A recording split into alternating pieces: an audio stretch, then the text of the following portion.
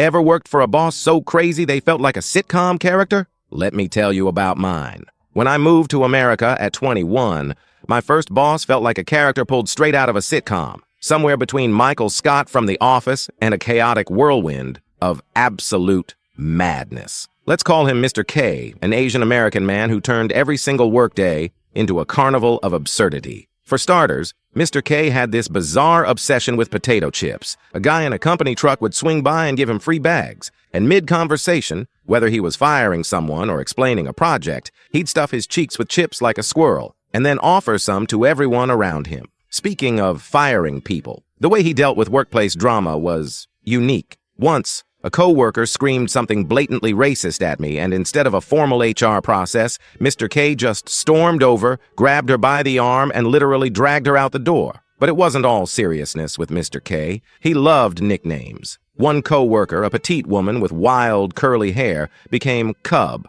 or Baby Lion. Every time she clocked in, he'd let out a little roar. The rest of us. If you were black, you were called Tyrone, no matter your name, and he'd greet the ladies with a cheerful, "What's up, shorty?" And me, he'd beg me to teach him Arabic words, which he'd yell randomly across the office with perfect pronunciation, grinning like a kid who just learned a magic trick. One time, he decided to impersonate me. He slapped on a wig and started mimicking my accent and mannerisms while filming himself on my phone. I couldn't even be mad. He was so over the top, it was hard not to laugh. And then there were the chickens. Oh, the chickens. Out of nowhere, he started a backyard chicken farm behind the office. Clients walking in would be greeted by squawking hens and an unmistakable farmyard aroma. When the city found out and tried to shut it down, Mr. K simply doubled down, adding a garden to camouflage the coop. He proudly handed out fresh eggs and squash to employees, acting like he'd single-handedly solved world hunger.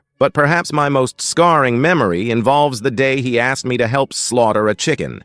I wasn't prepared. I nicked it slightly, and it thrashed, spraying blood everywhere. Mr. K, calm as ever, laughed and handed me a napkin, saying, "First time, huh?" His office naps were legendary. He'd crawl under his desk, snore so loudly that clients asked about the plumbing issues, and emerge looking like he'd been hit by a truck, but pretending nothing had happened. And when he wasn't napping, he was deep-frying sausages in the back room or walking around with a basket of eggs like he was Little Red Riding Hood. Mr. K wasn't just a boss.